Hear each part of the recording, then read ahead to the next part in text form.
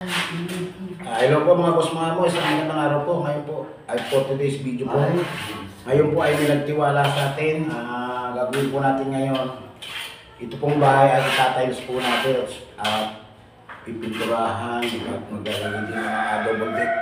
Kaya po, ayusin natin din yung mga pinto. Pakita ko po sa inyo ano yung mga ayusin natin. Ito po, tara po. Pero nagsisimula na kami. Let's go!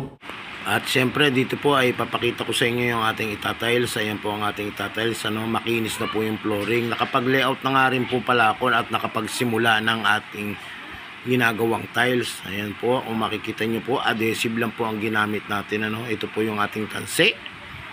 Ayan po yung ating layout. Wala po tayong gamit na iba. Ayan po, adhesive lang po yan dahil makinis na po ang flooring at pantay siya. Doon lang po sa dulo ang medyo subsob, kaya doon po tayo gagamit ng dry pack. Baka sa sunod na araw na po natin gawain yun. Unahin muna po natin to para magmukhang maaliwalas. Pati po itong CR na to, palalagyan din po ng kisame at itataas din po yung flooring. Pati yung lababo na yan itatiles din. At ito rin po palang kwarto na to ay itatiles din. Ay kikisamehan po at itatiles. Ayan.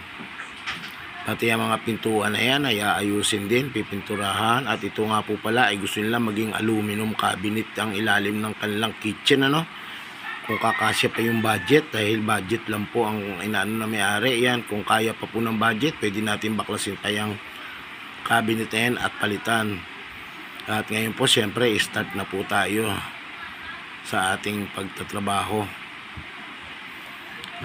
Ayan po Ang ginawa po natin diskarte dyan ay adhesive at pinunasan po natin plaster band. Kung wala naman po yung gusto nyo po yung ready fix ang gamitin po ninyo, kung wala po kayong plaster band. At dito nga po pala yung aking biyanan ay nagtatabas na ng tiles at ako naman po ay nagkakabit ng tiles. Siya po ang taga-siroho, taga-kabit, taga-tabas, at ako po ang taga-kabit. Ayan, kung makita nyo po, marami na po tayo nagawa. Sa unang araw pa lang po itong ginawa natin. Siyempre dahil low budget po ang may-ari nito. Siyempre tayo gusto natin siyang mapaganda ang kanyang bahay. Ito po ay ang may-ari nito, ay ang aking pamangkin. Binigay sa kanya ng kanyang biyanan. At siya naman po ang magpapaayos. Ngayon, simula na po ulit tayo sa ating pagtatiles. Ayan, kung makikita nyo po, biyanan ko po ang nagtatabas, nag-e-ager, gumagamit po ng ager. At tayo naman po ang nagkakabit. Sa pagkabit po ng tiles, pwede po kayong gumamit ng semento na may adhesive, pagaluin nyo. Ang pamamaraan ko po ay hindi po ganun, hindi po tayo pare-pares ng pamamaraan. Lahat naman po ay may kanya-kanyang pamamaraan. Sa akin po, inuuna ko po ang adhesive na ipunas doon sa ating flooring na makinis na, kahit hindi na natin tiktikan yon dahil makapit po ang adhesive. Pagkatapos naman po ang ating pong tiles, ang linalagyan ko naman po ng semento. Ayan, ganyan, katulad po nung nakikita nyo na yan, pupukpukin na po natin yan para po maging maayos na yung ating pagkabit. At kailangan po punong-puno para hindi po siguradong kumapak. Ang iniiwasan po natin sa pagtatiles ay yung walang laman ng kanto, at kailangan po ay siksik, hindi po siya kapak. Ayan. Ito nga po pala yung unang araw natin sa pagkakabit ng tiles. Nakita nyo po, ito po yung natira na lang. Ito yung po yung tinapos natin kasama na ang mga siroho. Ngayon pong araw na to ay pangalawang araw na. Ito po ay ginamitan na natin ng dry pack dahil medyo subsob dyan. Kanina pa po tayo nagsimulang maaga. At ito naman po ang biyanan ko, inaayos na yung kanyang banyo. At ito naman po ang aking bayaw na inaayos na rin yung kanyang kisame. Dito po sa pagkakataon nito ay kami ay kanya-kanya ng trabaho. Ayan, ito po ang ginamit natin dito ay metal paring at wall angle at saka carry channel.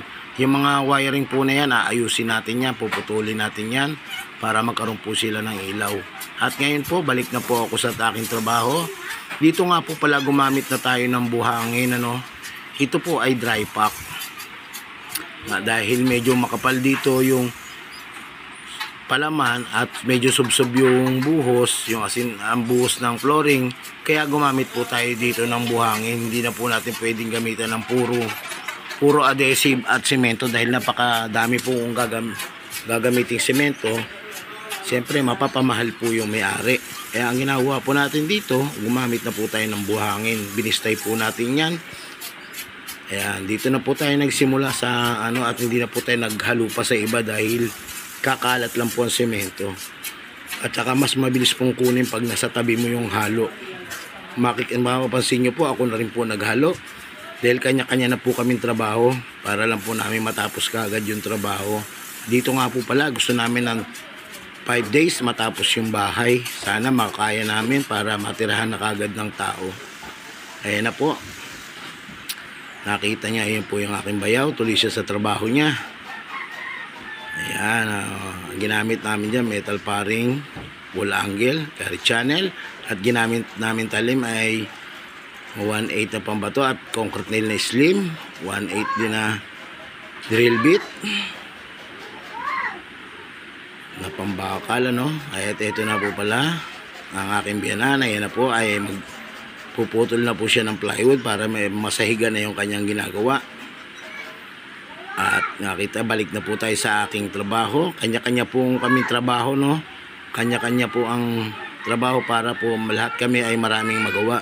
And sa pagkakataon na po na to, ito na po ay naghalo na po tayo ng adhesive na ipupunas natin sa flooring na makinis, At syempre kumuha tayo ng plywood. Dito rin po ay maghahalo tayo ng semento na panlalagay po natin sa ibabaw ng tiles.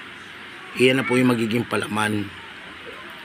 Para iyan pong semento ay kumapit sa tiles at kumapit din sa dry pack. Ayan, kung mapansin nyo po, ayan na po.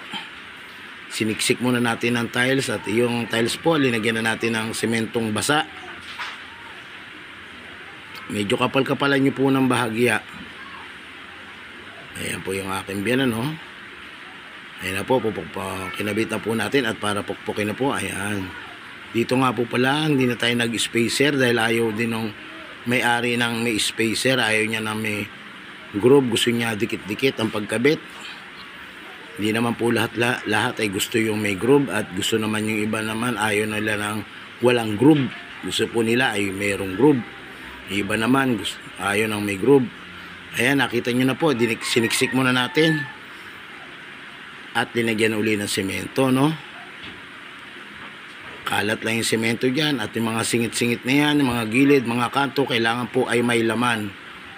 At syempre, bago natin ikabit, lagyan muna natin yung mga nanghalo, yung mga hindi na tamaan sa paglapat ng ating tiles. Ngayon, ibilik natin yung tiles, pukpukin uli hanggang sa maglapat po siya, Ayan. Ganyan lang po kasimple ang pagkakabit ng tiles. Lagi nyo po sasalatin ng kanto-kanto lang. Huwag na po yung gitna kasi ang tiles po talaga hindi yan perfect. Meron po talagang kuba niyan.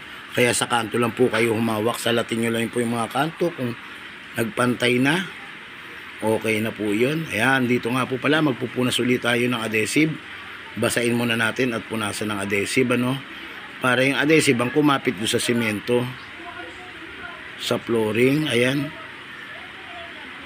Ayan na po at linagyan na po uli natin ng halo. At syempre ang gagawin po natin, ikakalat natin, Dito nga po pala sa pagkalat ay kutsara na lang po ang ating ginamit.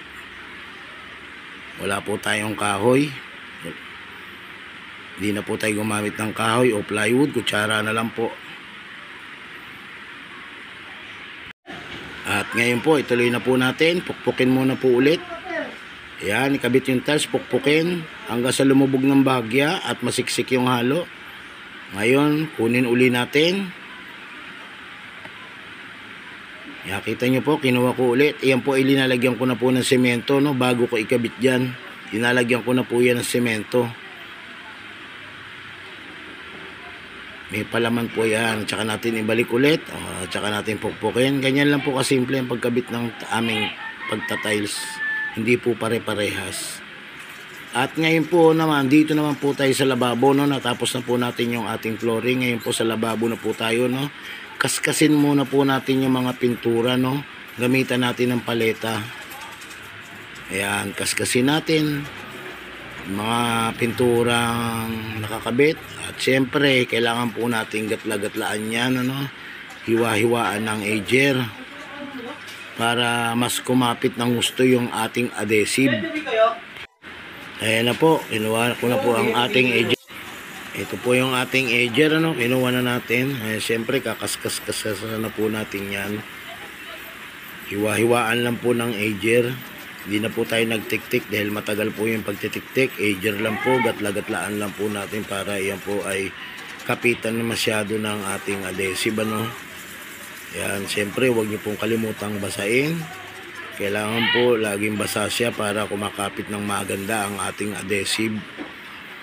Ganyan po yung aking pamamaraan. Adhesive muna po inuuna ko bago po natin lagyan ng may semento. Ayan po, kung makita nyo na po, ayan, nakakapit na po yung ating semento. At yan, ginutlag-gatlaan na po natin yan. Kinamot na po natin yan dahil hindi tayo nakagawa ng pangkamot para sa ating tile adhesive. Kutsara na lang po ang pinanggatla-gatla ko dyan. At kung mapapansin nyo po, ito po yung tiles. Sinagyan na po natin ng semento, no? Semento na basa. Ayan na po siya. At syempre, iwan mo natin yung ating camera, cellphone. Ayan. Kinabit na po natin. Dito po pala ay kinuha natin yung ating tile trim na ikakabit, ano? Isusukat muna po natin to sa gilid bago natin i-fix po yung unang tiles na ikakabit natin. Ayan, oh. Para sa pagkabit po ng ating flooring ay nakatapat na po siya, pantay na po siya sa pinaka siding ng ating fascia board. Ayan, dito naman po tinabas natin isang buong tiles. Ginawa po natin sa 30 lang. Ginawa po natin, hinati po natin para mapatipid lang yung ating fascia. Ayan, ngayon nakabit na po natin lahat ng ating pang fascia at pinuno natin yung gilid at para maisalpak po yung tile trim. Ayan, kung makikita nyo po pala yung ating gripo, no? Hindi na natin binaklas dahil malaking trabaho pa, dahil ayod na rin ng may-ari pabaklas dahil magsisinsil pa sa pader. Lalaki lang po yung trabaho dahil ito nga po ay minamadali. Gusto na po matirhang kagad.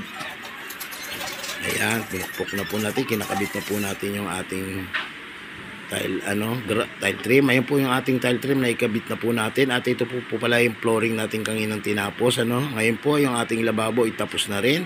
At yung kisame po ay malapit na rin pong matapos. At ito po pala ang aking bayaw na pinaayos ko yung kisame. At ang aking biyanan, babakal na po siya. Tulong-tulong lang po, kanya-kanya po kami. Ito po yung inspector namin na si Marivic po, ay inspector po yan. Pinailaw na ni PJ yung At ayan po yung aking bayaw, tuwang-tuwa po siya, napailaw niya na yung kanyang kuryente. Success po ang paggawa ng kanyang electrical. At ito naman po yung aking mga lababong ginawa ay tapos na. Ngayon naman po ay mag-grout na tayo, no? Mag-grout na po tayo. Grout muna natin yung ating lababo. Sa pag-grout naman po nito ay wala tayong tsinelas. Ang ginamit po natin ay paleta. Pinaleta na lang natin, ano. Ayan, siyempre pag natapos po doon sa unang ginawa nating lababo, dito naman po sa pangalawa. Dalawa po ginawa nating lababo, no. Isang lagyan ng kalan at may sink, hugasan ng mga pinggan. Yan. Grout na natin yan, ano. Dito po sa pagkakataon na to, hindi po muna natin tinanggal yung ating plastic ng ating tile trim, ano. Dahil pag ang tile trim po, pag binili nyo ay nakabalot ng plastic. Ang ginamit po ko po dyan na tile trim ay aluminum round type. Medya ang kapal. At ang aking grout ay puti. At ngayon po, ayan na po, natapos na po natin yung ating pag-grout. Nakita nyo po yung tile trim, walang gasgas. Ayan, kung kayo po pala ay hindi pa nakapollow sa aking Facebook page at Facebook profile, pakipollow naman po. At kung kayo po pala ay hindi pa nakasubscribe sa aking YouTube channel, pasubscribe naman po. At pakipindot ang button bell para lagi po kayong updated sa mga ipapakita ko mga video na tungkol sa mga construction. At Marami pong salamat sa mga pagtangkilik at nanonood ng aking video. Nakita nyo po yan, kami lang po ang gumawa niyan, tulong-tulong lang po kami. Balikan po natin yung mga ginawa nila. At dito po pala ikapos pa ng plywood, ano. Hanggang dito na lang po ang aking video. Maraming po salamat. Bye bye.